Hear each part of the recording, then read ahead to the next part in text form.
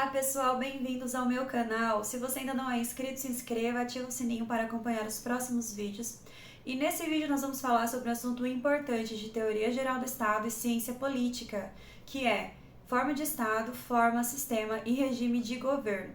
Primeiro, em relação à forma de Estado.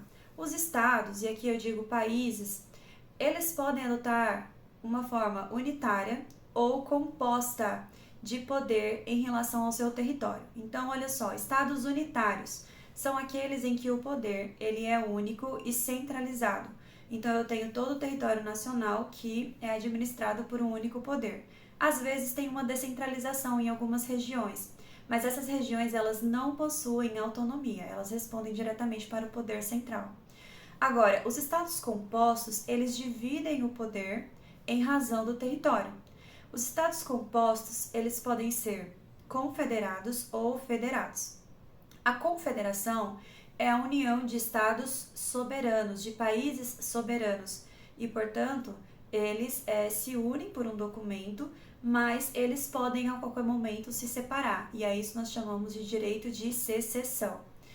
Já no Estado Federado ou na Federação, nós temos um país que possui algumas divisões internas territoriais, nós podemos chamar isso de estados-membros, aqui no Brasil, por exemplo, e essas regiões, elas possuem autonomia, elas possuem um poder autônomo, mas elas não possuem soberania.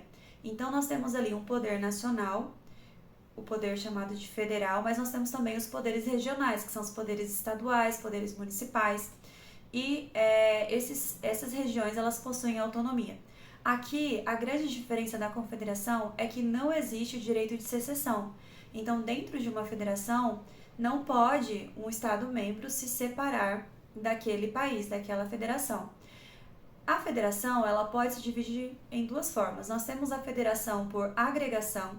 Nesse caso, nós tínhamos países que eram soberanos, abriram mão de sua soberania para formar um único país, um único Estado. E a isso nós damos o nome de movimento centrípeto.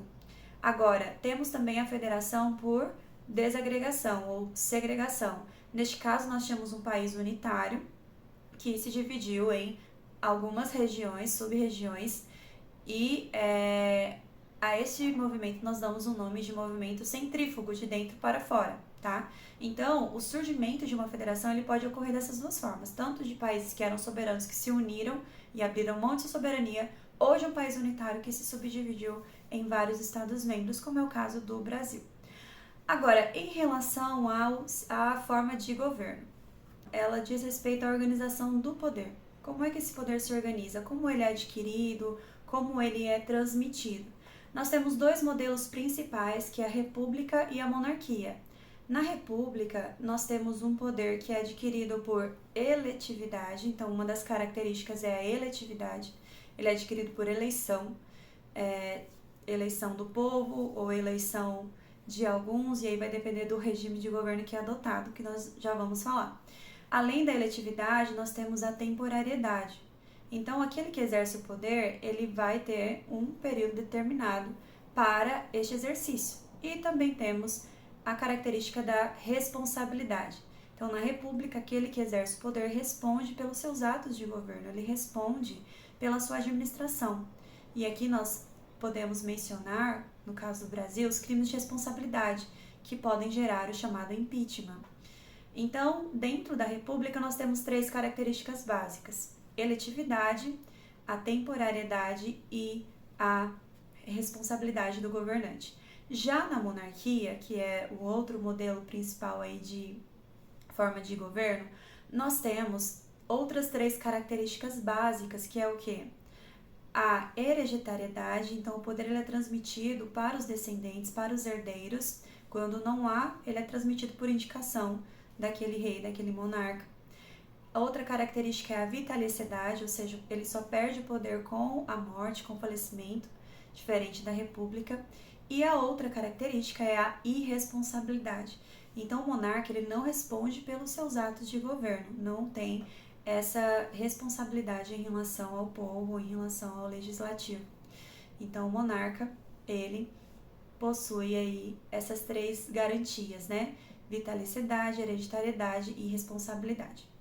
Em relação ao sistema de governo, o sistema de governo diz respeito à organização do poder em relação ao povo e ao relacionamento entre executivo e legislativo. O sistema de governo ele pode ser, como sistemas principais, presidencialismo ou parlamentarismo.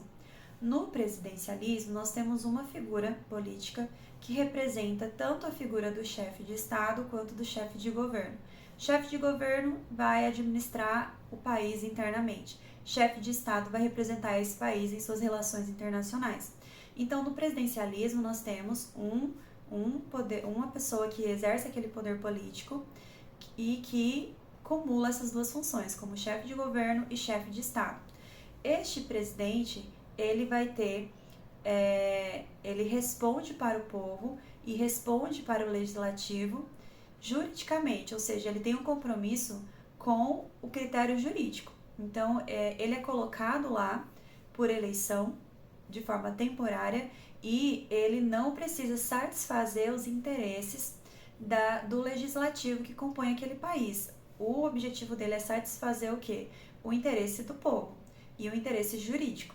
Agora, no parlamentarismo, nós temos um cenário diferente.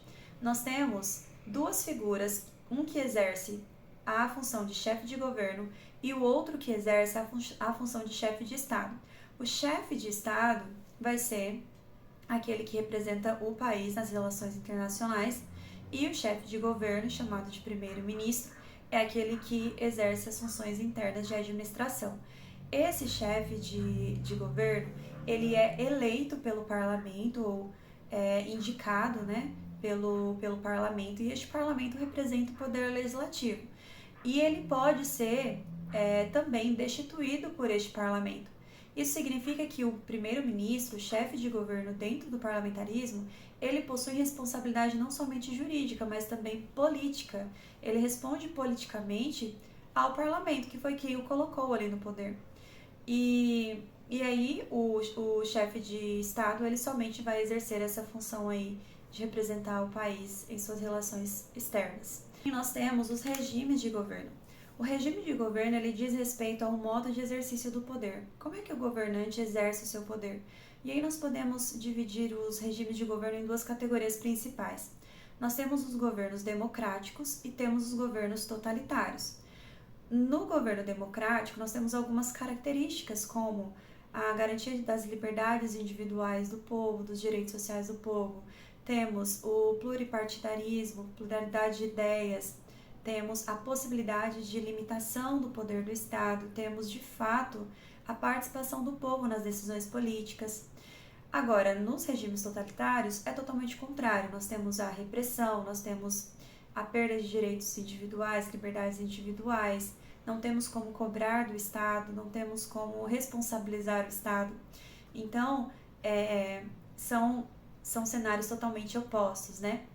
Agora, em relação à democracia, é importante lembrar que existem alguns tipos de democracia. Nós temos a democracia direta, onde o povo diretamente age, influenciando as decisões ali fundamentais, como num plebiscito, num referendo. E temos também a democracia indireta, que é aquela em que o povo age por meio dos seus representantes. Então, a democracia indireta também é uma forma de democracia. Também existe em um regime democrático. Temos países como o Brasil que possuem uma democracia mista, semidireta, porque cumula tanto formas de democracia direta quanto democracia indireta. E em relação aos regimes totalitários, é importante destacar que a doutrina, alguns doutrinadores, eles diferenciam o totalitarismo do autoritarismo, dizendo que o autoritarismo seria um estágio ali inicial e o totalitarismo seria um estágio mais radical desses regimes que não são democráticos. Nós temos aí estados absolutistas, nós temos os estados do século XX, como o fascismo, o nazismo, e também temos as ditaduras que representam esses regimes que não são democráticos. Concluindo, nós temos como forma de estado, estado unitário e estado composto. Estado composto pode ser estado federado ou confederado. Em relação à forma de governo, nós temos a monarquia e a república, sistema de governo, parlamentarismo, presidencialismo, e regime de governo, democracia e totalitarismo. Se você gostou desse vídeo, deixe seu like, se inscreva no canal e até mais!